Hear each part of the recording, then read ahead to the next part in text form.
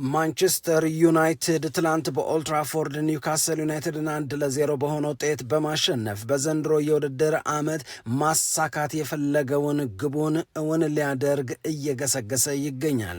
የማንቸስተር ዩናይትድ የዘንድሮ የውድድር ዓመት ዋነኛ ፍላጎት ለሚቀጥለው የውድድር ዓመት በአውሮፓ ቻምፒዮንስ ሊግ መሳተፍ የሚችልበትን ውጤት ማምጣት ነው። አሁን በደረጃ ሰንጠረዡ 5ኝነትን ይዟል። ዩናይትድ እጅግ በጣም ትልልቅ የሚባሉ ለቡድኑ ወሳኝ የምንላቸው ተጫዋቾች በጉዳት እና በአፍሪካ ዋንጫ ሰበብ በሌሉበት ትላንት በተለይ በመጀመሪያው 45 ያሳየው እንቅስቃሴ እንደዚሁም ደግሞ በሁለተኛው 45 ውጤቱን ለማስጠበቅ ያስደረገው ከፍተኛ የሚባለው ተጋድሎ በብዙዎች ዘንድ አድናቆት እንዲሰጠው አስገድዷል። ከጥቂት ጊዜ በፊት በሚያሳየው የሜዳ ላይ እንቅስቃሴ ብዙዎች ይተቹት የነበረው ዶርጉ ትላንት የማንቸስተር ዩናይትዱ ጀግና እሱ ነበር። ጎል አስቆጥሯል። በአጠቃላይ ከጎል ማስቆጠሩም ውጪ ያደርጋቸው የነበሩት ጥረቶች የብዙዎችን አድናቆት ያስገኘለት ሆኗል። ማንቸስተር ዩናይትድ ወደ ላይ ወደ 5ኝነት ከፍ ብሏል። ዘንድሮ የማንቸስተር ዩናይትድ ትልቁ ግቡና ፍላጎቱ በሚቀጥለው የውድድር ዓመት ወደ አውሮፓ የክለቦች ውድድር መመለስ ነው። ይህንን አቅም ይዞ የሚቀጥል ከሆነ ዩናይትድ ከፍላጎቱ ጋር የመገናኘቱ ጉዳይ አይቀሬ ነው ብለዋል በጣም ብዙ የእግር ኳስ ተንታኞች። ሰላም ጤና ይስጥልን፣ እንደምን አላችሁ የተከበራችሁና የተወደዳችሁ የሸገር ስፖርት ዊዝ አበበ ግደይ የዩቲዩብ ቻናል ቤተሰቦቻችን በያላችሁበት እጅግ አስደሳች ጊዜን እያሳለፋችሁ እንደሆነ ተስፋ እናደርጋለን።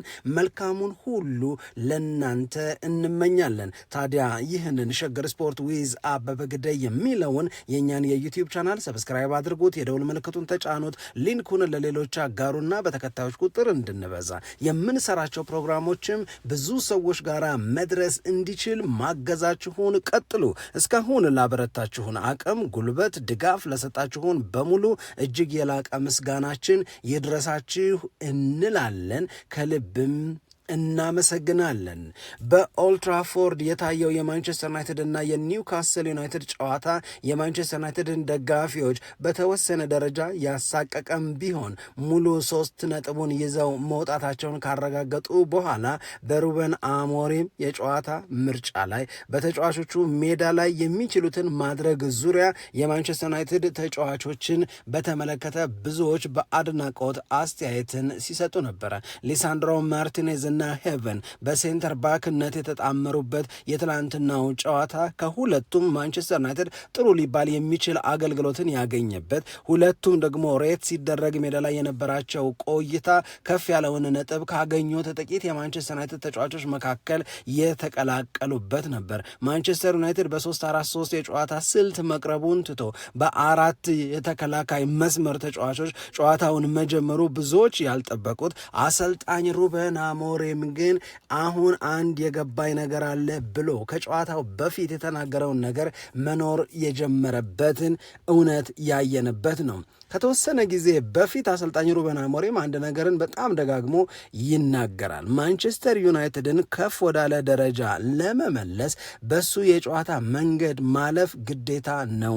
ሐሳቤን አልቀይርም፣ ሐሳቤን ሳለዋውጥ በዚሁ መንገድ እየተሸነፍንም እየተቸገርንም ከመቸገር እንደገና የበረታንም ቢሆን አንድ ጊዜ የማንቸስተር ዩናይትድን ጥንካሬ መመለስ የቻልን እንደሆነ ማንቸስተር ዩናይትድን ትልቅ ደረጃ ማድረስ እንችላለን። ትክክለኛው የሚያዋጣው በደንብም የማውቅበት መንገድ ይሄ ነው ብሎ በጣም በተደጋጋሚ ተናግሮ ነበር። ስለ ፍሌክሲቢሊቲ ወይም ደግሞ ሐሳብን መቀየር፣ ሐሳብን መለዋወጥ እንደየሁኔታው፣ እንደየአስፈላጊነቱ፣ እንደየተጋጣሚዎቹ ማንነት፣ ከዛ በተጨማሪ ደግሞ ከተጫዋቾች አለመኖር፣ ከተጫዋቾች መጎዳት፣ ከተጫዋቾች ቀይ ካርድ ምክንያት ወደ ሜዳ መግባት አለመቻል ጋር ተያይዞ የተለዋወጡ ሐሳቦችን ሜዳ ላይ ተግባራዊ ማድረግ አይሻልም ወይ? የማንቸስተር ዩናይትድ ተጫዋቾች የበለጠ በባክፎር ለመጫወት ይመቻሉ እየተባለ በጣም ብዙ ሐሳብ ሲሰጥ ነበረ ስለ ማንቸስተር ዩናይትድ። አሰልጣኝ ሩበን አሞሪም ግን ይህንን ነገር በጭራሽ ለድርድር ማቅረብ እንደማይፈልግ በጣም በተደጋጋሚ ተናገረ። ምናልባትም ሁላችንም እንደምናስታውሰው ጳጳሱ ራሱ ቢመክሩኝ ሐሳቤን አልቀይርም ሲል ነበረ ሩበን አሞሪም።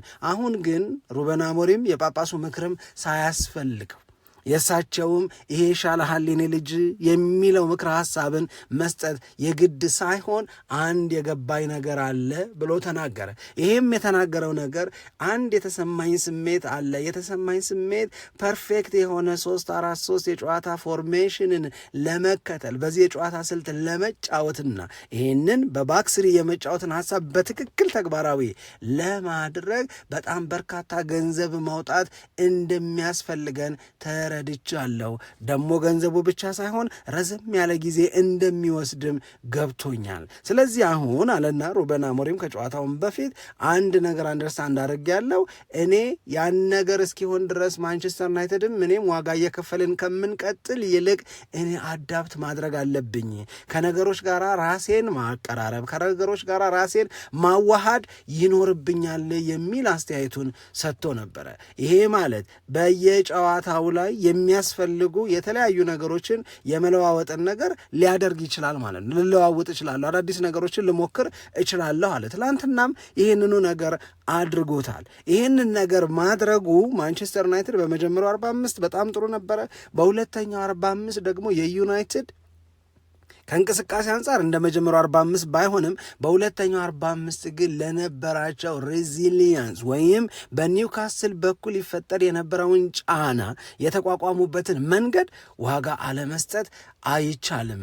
ስለዚህ ማንቸስተር ዩናይትድ እና አሞሪም አሁን የበለጠ የተግባቡ፣ አሁን የበለጠ አብሮ የሚያዘልቅ ነገር ያላቸው ይመስለኛል።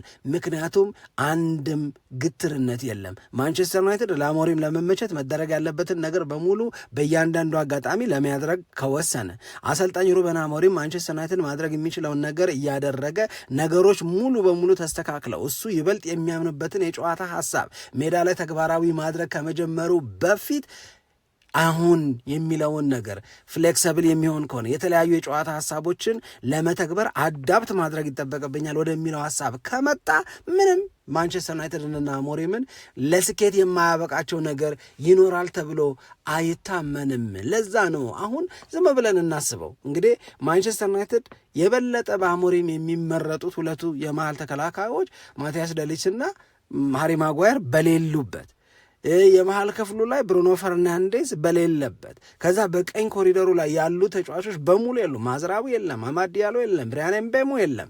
ከዛ በተጨማሪ ብሩኖ ፈርናንዴዝ በሌለ ጊዜ ይጫወታል። ከብሩኖ ፈርናንዴዝ ጋር መፎካከር ይጠበቅበታል የተባለው በኤሪክ ቴን ሃግ ጊዜ ጥሩ ሆኖ የምናውቀው ኮቢ ሜይኖ፣ እሱም ደግሞ ለአገልግሎት ዝግጁ አይደለም። ብቻ በጣም በጣም ለማንቸስተር ዩናይትድ ወሳኝ የሚባሉ አሉኝ የሚላቸው ተጫዋቾች በአብዛኛው ኦልሞስት ከሀፍ በላይ የሚሆነው የቡድኑ ጠንካራ ተጫዋቾች በሌሉበት ኒውካስል ዩናይትድን ፈርስት ሃፍ ላይ በዛ መጠን መብለጥ፣ በሁለተኛው 45 ያንን ኒውካስል ሊፈጥር ያሰበውን ጫና መቋቋም፣ ይህንን ክሬዲት ካልሰጠን ለምንድን ነው ክሬዲት ልንሰጥ የምንችለው የሚያስብል ነው። በእርግጥ ሁለተኛው 45 ላይ ኒውካስል ዩናይትድ በተደጋጋሚ ወደ ዩናይትድ የግብ ክልል ሲደርስ ነበረ፣ ሙከራዎችን ሲያደርግ ነበር። የሙከሮች አደገኝነት ብንመዝን አብዛኞቹ በግቡ አግዳሚ ላይ እያለፉ የሚሄዱ ናቸው። የተወሰኑትን ግብ ጠባቂው ላሜንስ ለማዳን ተገዷል። ከዛ ውጭ ግን ሄቨንን የምናደንቅበት፣ ሊሳንድሮ ማርቲኔዝን የምናደንቅበት፣ ሌሎቹም የማንቸስተር ዩናይትድ ተጫዋቾች በብዛት በራሳቸው የግብ ክልል ውጤቱን ከማስጠበቅ አንጻር የተሰብስበው የቆዩበት፣ ብሎክ የሚያደርጉበት፣ አደጋ የሚቀንሱበት ነበረ። እንደዛም ሆኖ ኒውካስል ጥሩ ጥሩ የሚባሉ የግብ ዕድሎችን መፍጠር ችሏል። የተፈጠሩትን የግብ ዕድሎች ኤክስኪዩት ከማድረግ ወይም ከመፈጸም ወደ ጎል ለመቀየር ከሚደረጉ ጥረቶች አንጻር ግን ጉድለቶች፣ ክፍተቶች ነበሩበት ብለን ልንናገር በዛ መንገድ ልንወስደው እንችላለን። ስለዚህ በዚህ ሁሉ መጓደል ላይ አሞሪም በተደጋጋሚ እንደሚለው የማናቸውንም ተጫዋቾች አለመኖር እንደ ሰበብ እንደ ምክንያት ማንም እንዲወስደው ማንም እንዲቆጥረው አልፈልግም ሲል ነበረ። ስለዚህ ማንቸስተር ዩናይትድ እነዚህ ሁሉ ተጫዋቾች በሌሉበት ብሎ ያንን እንደ ሰበብና እንደ መዳከሚያ ምክንያት ከመውሰድ ይልቅ ትላንት የታየበትን ብርቱ እንቅስቃሴ በተለይ በመጀመሪያው 45 ዩናይትድ የእውነት ለመናገር በጣም ያምር ነበር። ፕሬሲንጉ እጅግ በጣም የሚደንቅ ነበረ። ታዲያ በዚህ የማንቸስተር ዩናይትድ እና የኒውካስል የትላንትና ጨዋታ የዶርጉ ነገር በጣም የሚገርም ነው። የእውነት ለመናገር ዶርጉ አሁን ባለፉት ሁለት ጨዋታዎች በቪላም ጨዋታ ላይ እንደገና ትላንት ኒውካስል ዩናይትድን በተለየ ትላንትናው ጨዋታ ላይ ዶርጉ he was almost perfect በጣም አሪፍ ነገር ጎል ስላገባ አይደለም፣ ከጎል ማግባት ውጪ የነበሩትን የዶርጉ እንቅስቃሴዎች፣ የግብ ዕድል መፍጠር፣ በራሱ የግብ ሙከራዎችን ማድረግ፣ እንደገና ጎል ማስቆጠር፣ ልበ ሙሉ ሆኖ ይሰራቸው የነበሩት ስህተቶች በጣም ጥቂት ናቸው። በጣም አነስተኛ ነው። ከዚህ በፊት ኳስ ዶርጉ እግር ስር ሲገባ ምን ያህል ይበላሽ ነበር የሚለውን እናስታውስና ትላንት በነበረው ጨዋታ ላይ ተመሳሳይ እንከን ፈልገን ከነበረ ያንን በዛ ያለ ወይም የሚያስወቅስ የነበረ እንከንን ልናገኝ አንችልም። ምክንያቱም ዶርጉ ባለፉት 2 ጨዋታዎች ላይ በጣም እየተሻሻለ ነው የሚገኘው። ስለዚህ ዶርጉን እንዴት መጠቀም እንዳለበት፣ ከዶርጉ ቤስት ፐርፎርማንስ እንዴት ማውጣት እንዳለበት አሞሪም እያወቀ ከመጣ ዶርጉን በራስ የመተማመን ስሜቱ ከጨመረ ኢትስ ቢግ ፕላስ። የእውነት ለመናገር ቅድም የጠቀስናቸው ትልልቆቹ ተጫዋቾች አለመኖራቸውን ተከትሎ ዩናይትድ ምን ሊሆን እንደሚችል ሟርት በሚመስል ሀሳብ ነበር ሁላችንም ስንጠብቅ የነበረው። ወደኋላ እንደሚንሸራተት የበለጠ እንደሚያቅተው እኔ ቨርስስ ቪላም በጣም ጥሩ ነበረ። ማንቸስተር ዩናይትድ ትላንትና አሸንፎ ወጥቷል። በደረጃ ሰንጠረዡ 5ኛ ቦታ ላይ ተቀምጧል። ዛሬ ዘና ብሎ ከሱ ጋራ ምናልባት በአውሮፓ ቻምፒዮንስ ሊግ ለመግባት የሚፎካከሩ ክለቦች የሚገጥማቸውን ውጤት ለማየት እድል ይኖረዋል ነው። በእርግጥ በዚህ ጨዋታ ላይ አሁንም ለአንዳንዶቻችን ጥያቄ የሚፈጥር የተጫዋቾች ቅያሪን አድርጓል። ለምሳሌ ካዚሜሮን ቀይሮ ያስወጣበት ውሳኔ ለራሱ ለካዚሜሮም ያልተመቸ ግራ ያጋባ እኔን ነው የምራችሁን ነው የሚል አይነት ጀስተር ሲያሳይ ነበር አይደለም። ካዚሜሮን አስወጥቷል። አሁን ማንቸስተር ዩናይትድ 1-0 አሸንፏል። በጨዋታው ላይ ሩበን አሞሪም ያደረጋቸውን ቅያሬዎች ውጤት ተበላሽቶ ቢሆን ኖሮ ወይ አቻ ወጥቶ ወይም ደግሞ ማንቸስተር ዩናይትድ በኒውካስል ዩናይትድ ከተጫዋቾቹ መቀየር በኋላ ተሸንፎ ቢሆን ኖሮ እንደዚህ ያሉ ቅያሬዎች ማንቸስተር ዩናይትድን ዋጋ እንዳስከፈሉት መነጋገራችን አይቀርም ነበር። አሁን ግን ማንቸስተር ዩናይትድ አሸንፏል፣ ውጤቱን አስጠብቋል። ስለዚህ የተቀየሩት ቅያሬዎች ላይ ስቲል ጉርምርምታዎች አሉ። ሪስክ እንደወሰደ አሞሪም ብዙዎቻችን እናምናለን። እኔ አንዳንዶቹን የተጫዋቾች ለውጥ አግባብነት ለመረዳት በጣም ያስቸግራል። ካዚሜሮስ እስከተቀየረበት ደቂቃ ድረስ ምን አጎደልክ ተብሎ ነው እሱን የመሰለ እሱ ሲኖር ማንቸስተር ዩናይትድ የሚኖረውን ጥንካሬ፣ የተከላካይ ክፍሉ የሚኖረውን የተጋላጭነት መጠን ከመቀነስ አንጻር የሚሰራቸው ስራዎች በጣም አሪፍ ሆነው ሳለ ማንቸስተር ዩናይትድ ያንን ውሳኔ በአሞሪም በኩል ሲወስን ግራ ያጋባ ነበረ። ግን ማንቸስተር ዩናይትድ ዋጋ አልከፈለም። ስለዚህ ይህንን አጥብቆ የሚያነሳ የሚከራከር የለም። ምክንያቱም ያሸነፈን ቡድን አሰልጣኝ ይህንን በማድረጉ ተሳሳተ የማለት አቅም ብዙ ሰዎች በቀላሉ ይኖራቸዋል ተብሎ አይጠበቅም። ኒውካስል ዩናይትድ እንግዲህ በተለይ ከሜዳ ውጭ በሚያደርጋቸው ጨዋታዎች በጣም እየተቸገረ ያለ ቡድን ነው። የኤዲ ሃው ኒውካስል ዩናይትድ ይህንን ነገር በሚገባ ማስተካከል ይኖርበታል ነው። ማንም አሁን ኒውካስል ዩናይትድ ከሜዳ ውጭ ጨዋታ ሲያደርግ የኒውካስል ውጤት ይሆናል ብሎ መሸነፍን ወይም አቻ መውጣትን ቢገምት የመሳሳት እድሉ በጣም አነስተኛ ነው። አሁን የፈረንጆቹ 2025 ሊጠናቀቅ ነው። በዚህ በ2025 ኒውካስል 18 የሜዳ ውጭ ጨዋታዎችን አድርገዋል። ካደረጋቸው 18 ከሜዳ ውጪ ጨዋታዎች በ5ቱ ብቻ ነው ያሸነፈው። ይሄ ማለት በ13ቱ የተለየ ውጤት ነው ያጋጠመው። የሚበዙት ሽንፈቶች ናቸው፣ ጥቂት አቻ ውጤቶችም አሉ። ስለዚህ ከሜዳ ውጪ የኤዲ ሃው ኒውካስል ውጤት እየቀናው አይደለም። ይሄም ብቻ ግን አይደለም። ምናልባትም ማንቸስተር ዩናይትድን ከመግጠሙ በፊትም በነበሩ ከዚህም የትላንትናው ጨዋታ ጋር ኦልድ ትራፎርድ ላይ ጋር አዳምረንም ብናስበው ባለፉት 11 ከሜዳ ውጭ ያደረጋቸውን ጨዋታዎችና ውጤቱን ብንመለከት ኒውካስል ዩናይትድ ከ11 አዌይ ጌም 1 ድል ብቻ ነው ያስመዘገበው። ያለፉት 6 የሜዳ ውጭ ጨዋታዎችን ደግሞ በ5ቱ ተሸንፏል። ስለዚህ የኒውካስል ዩናይትድ ከሜዳ ውጭ ያለው ደካማ ውጤታማነት ወይም በውጤታማነት ረገድ ያሉበት ጉድለቶች ብዙ የሚያነጋግሩ ብዙ መስራትን የሚፈልጉ ናቸው።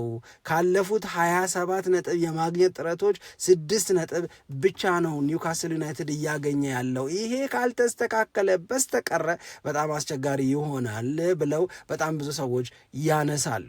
የብሩኖ ፈርናንዴዝ አለመኖር ማንቸስተር ዩናይትድ ቤት ክፍተት ይፈጥራል የሚል እምነት አለ። እውነት ለመናገር አሁንም ቢሆን ያንን እምነት የሚያሳጣ ብዙ ነገር ላይኖር ይችላል። ነገር ግን ከማንቸስተር ዩናይትድና ከብሩኖ ፈርናንዴዝ ጋር ስናየዝ ኦልሞስት 6 ዓመቱ ነው ማንቸስተር ዩናይትድ ቤት ይሄ ልጅ ብሩኖ ፈርናንዴዝ። በእነዚህ 6 ዓመታት ውስጥ እሱ ሚስ ያደረጋቸው ሙሉ በሙሉ ሳይሳተፍባቸው የቀሩ ጨዋታዎች 3 ብቻ ናቸው። አንድ በሁለት ጊዜ በህመም፣ አንድ ጊዜ ደግሞ በጉዳት ምክንያት። ከዛ ውጭ ግን 6ቱንም ዓመት ሙሉ ለማንቸስተር ዩናይትድ ሂዝ ኦልዌይስ አቬለብል አለ። ጨዋታው ላይ ይሳተፋል፣ ሜዳ ላይ አገልግሎት ይሰጣል። በነገራችን ላይ ለማንቸስተር ዩናይትድ ብቻ ሳይሆን ለፖርቹጋል ብሔራዊ ቡድንም የማያባራ አገልግሎትን በመስጠት ረገድ ብሩኖ ፈርናንዴዝ የሚታማ አይደለም። ስለዚህ ለናሽናል ቲምም ለክለብ አሰልጣኝም ሁልጊዜም አቬለብል ነው። በዚህ በጣም ብዙ ሰዎች ያደንቁታል። ግን ደግሞ ማንቸስተር ዩናይትድ እሱ በሌለበት አይቀናውም የሚል እንደውም አንዳንዶች ምን ይሉታል የብሩኖ ፈርናንዴዝ አለመኖር እርግማን ያህል ነው ለማንቸስተር ዩናይትድ ብለው ያስቀምጣሉ። ይህንን የሚሉበት ምክንያት ምንድን ነው? እሱ የመጀመሪያ ተሰላፊ ያልሆነባቸውን 7 ጨዋታዎች ከግምት ውስጥ ያነሱና ብሩኖ ፈርናንዴዝ ወደ ሜዳ የመጀመሪያ ተሰላፊ ሆኖ ባልገባባቸው በነዛ 7 ጨዋታዎች ማንቸስተር ዩናይትድ 21 ነጥብ ማግኘት አለበት። ዩናይትድ ግን ከነዛ 21 ነጥብ ለማግኘት ከተጫወተባቸው ጨዋታዎች 1 ነጥብ ብቻ ነው ያገኘው። 20 ባክኗል ማለት ነው። ይሄ ከባድ ማሳያ ነው። የብሩኖ ፈርናንዴዝ አለመኖር ማንቸስተር ዩናይትድ ቤት ውስጥ የሚፈጥረውን ክፍተት በተመለከተ ይህንን የቁጥር መረጃ ስንወስድ አለመኖሩ ብሎ ቢሰጋ አንድ የዩናይትድ ደጋፊ አለመኖሩን ተከትሎ አሞሪም እሱን የሚተካልኝ ማንም የለም ብሎ ቢናገር ይህንን በመከራከር ልንረታው በመከራከር ልንቀይረው አንችልም። አሁን ግን ትናንት ያለ ብሩኖ ፈርናንዴዝ ግን እሱ እዛው ስቴዲየም ውስጥ ተገኝቶ ነበረ። አጠቃላይ ማንቸስተር ዩናይትድ 1-0 በሆነ ውጤት አሸንፎ የእሱ የመጀመሪያ ተሰላፊ ባልሆነበት ጨዋታ ላይ ሙሉ 3 ነጥብ ለመጀመሪያ ጊዜ አገኘ ማለት ነው ማንቸስተር ዩናይትድ። ይሄ በጣም አሪፍ ነው። የብሩኖ ፈርናንዴዝ አለመኖርን ተከትሎ እንደ እርግማን ሲቆጠር የነበረውን ነገር ማንቸስተር ዩናይትድ ገፎታል ነው። ከዛ ውጭ በባክ ፎር መጫወቱ ማንቸስተር ዩናይትድ ለኒውካስል ዩናይትድ በፍጹም ያልጠበቁት ነገር ይመስለኛል እና ይሄም ያልተጠበቀ ነገር አንፕሬዲክታቢሊቲ አለመተንበይ እነሱ የሚያደርጉት እንደዚህ ነው ተብሎ አለመታወቅ ማንቸስተር ዩናይትድን በጣም በእጅጉ ይረዳል የሚል ነው። እንግዲህ ቅድም ያልናቸው ተጫዋቾች በሌሉበት ማንቸስተር ዩናይትድ ይሄንን ያህል ፐርፎርም ማድረግ ከቻለ የነዛ ተጫዋቾች መመለስ ማለትም አማድ ዲያሎ፣ ብራያን ምቤሞ፣ ማዝራዊ፣ ብሩኖ ፈርናንዴዝ፣ ማቲያስ ደሊጅ እንደዚሁም ደግሞ ሃሪ ማጓየር የምንላቸው በሙሉ ሲመለሱ አሰልጣኝ ሩበን አሞሪም የጨዋታ ሐሳቡን አሁን በሚለው መንገድ ገብቶኛል ተረድቻለሁ ብሎ በሚያስቀምጠው መንገድ ተለዋዋጭ ሆኖ መቅረብ እስከወሰነ ድረስ እኔ የማንቸስተር ዩናይትድ የችግር ጊዜ ያበቃ ያከተመ ከኤሪክ ቴን ሃግ ጋር አብሮ የሄደ ይመስለኛል። ምክንያቱም ሐሳቡ ልክ ነው። ከተጫዋቾቹ ማግኘት የሚገባውን ነገር ማግኘት ጀምሯል። ማንቸስተር ዩናይትድ ከባለፈው የውድድር ዓመት የእውነትም የምርም በሚገባ ተለውጧል። ባሸነፈባቸው ጨዋታዎች ላይ ብቻ አይደለም ይህንን አስተያየት እየሰጠን ያለ ነው። ማንቸስተር ዩናይትድ በአስቶን ቪላ ተሸንፎም ይህንኑ ነገር ስንናገር ነበረ። ስለዚህ ማንቸስተር ዩናይትድ ቤት የአሞሪም መለወጥ ገና ብዙ ነገሮችን ሊለውጥ ይችላል ነው። አሁን ሌላው አሪፍ ነገር ለማንቸስተር ዩናይትድ እስከተጠቀመበት ድረስ ደግሞ እንደገና ወደኋላ ሸርተት እስካላለ ድረስ በተከታታይ የሚመጡት 3 ጨዋታዎች ማንቸስተር ዩናይትድ ሊያሸንፋቸው የሚችላቸው ጨዋታዎች ናቸው። በዚሁ ብርታት ከቪላ ጋር እንዳሳየን፣ በዚሁ ብርታት ከኒውካስል ጋር በተለይ በመጀመሪያው 45 እንዳሳየን ከሆነ አሁን ቀጥሎ የሚመጣው ጨዋታ ከወልቭስ፣ ከሊድስ ዩናይትድ፣ ከበርንሌ ከወገብ በታች ካሉ 3 ክለቦች ጋር ነው ዩናይትድ ጨዋታውን የሚያደርገው። ከነዚህ 3 ጨዋታዎች 9 ነጥብ ማግኘት ከቻለ ማንቸስተር ዩናይትድ በቃ ሙሉ በሙሉ ወደ ተሻለው አቅጣጫ ስለመግባቱ ዓለም መመስከር ይጀምራል። ይሄ ምንም ጥርጥር ያለው አይመስለኝም። እንግዲህ ማክሰኞ ነው ይሄ ጨዋታ የሚደረገው። ከዛ ውጪ ሩበን አሞሪም ከጨዋታው በኋላ ሄቨንን በጣም አድንቋል፣ ሊሳንድሮ ማርቲኔዝን በጣም አድንቋል። ከዛ ውጪ ሜዳ ላይ የነበሩትን እነ ፍሌቸር የተሰጣቸውን የተወሰነ ኃላፊነት በተወሰነ ደቂቃ ውስጥ ለመወጣት ያደረጉትንም ጥረት በተመለከተ በጣም በከፍተኛ በጎ ስሜት ነው ሩበን አሞሪም እየገለጸ የሚገኘው። ላለፈው የውድድር ዓመት መጨረሻ ላይ ሩበን አሞሪም የማንቸስተር ዩናይትድ የመከራ ጊዜ አበቃ ብሎ ነበረ። አሁን ማንቸስተር ዩናይትድ ብሩሁን ጊዜ ወይም አስደሳሹን ጊዜ መኖር ይጀምራል። እያሸነፍን አደጋ እየመጣ ነው ብያችሁ ነበረ። አሁን ደግሞ የውድድር ዓመታችንን ስናጠናቅቅ ይሄ የውድድር ዓመት መጥፎ ቢሆንም በጣም የማያስደስት ጊዜን እንዳሳለፋችሁ ባውቅም ማንቸስተር ዩናይትድ በጎው ዘመኑ ግን ይጀምራል ብሎ ስቴዲየም ውስጥ ኦልትራፎርድ ላይ ተናግሮ ነበረ ሩበን አሞሪም። አሁን ያንን ንግግር ማመን መጀመር ያለብን ይመስለኛል። ማንቸስተር ዩናይትድ ሲያሸንፍ ብቻ ሳይሆን ሲሸነፍም ማማር፣ ሲሸነፍም ስለ ጥንካሬው ይመሰከርለት ጀምሯል። ብዙ ተጫዋቾች ጎድለውበታል። እነዚህ ተጫዋቾች አለመኖራቸውን ሰበብ አታድርጉብኝ፣ አልፈልግም፣ ባሉ ተጫዋቾች የተሻለ ነገር እናደርጋለን ባለው መሰረት ቃሉን አሞሪም እየኖረ ነው። የማንቸስተር ዩናይትድ የክብር ጊዜ፣ የታላቅነት ዘመን ሊመለስ እያኮበኮበ ይመስላል። አብራችሁን ስለነበራችሁ እጅግ በጣም አድርገን እናመሰግናለን። ደግሞ ሌሎች አዳዲስ መረጃዎችን ይዘን ዳግም ወደ እናንተ እንመጣለን። ስንመጣ እንዳናጣችሁ ይህንን የእኛን ቻናል ሰብስክራይብ አድርጉ፣ የደውል ምልክቱን ተጫኑት፣ ሊንኩ ለሌሎች ማጋራታችሁንም አትርሱ እንላለን። ለድጋፋችሁ ሁልጊዜም ቢሆን ምስጋናችን በጣም በጣም በጣም ከፍ ያለ ነው። በድጋሚ በያላችሁበት ሰላም ለእናንተ ይሁን። ኢትዮጵያ ለዘለዓለም ትኖር።